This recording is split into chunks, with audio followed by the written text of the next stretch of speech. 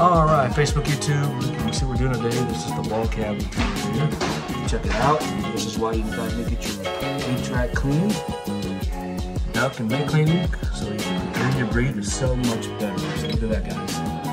Yep, there's that, and then of course there's that. And as always, stay tuned for the afterwards. Thanks for watching.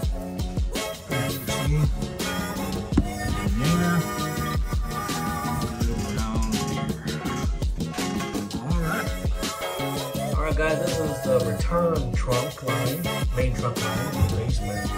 Well, that's great, guys. Got a handle in there.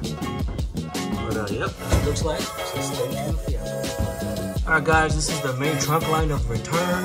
As you can see, it looks immaculate. And now they can breathe better. Thanks for watching. Alright guys, this is the main trunk line supply. This is on air you breathe coming through. So yep, we're gonna get that cleaned up. As well as this side. Yummy.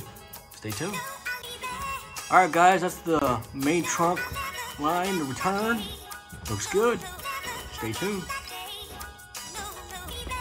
Alright, she's good to go. Thanks for watching. Have a great day. Alright, get ready to clean this up. Stay tuned.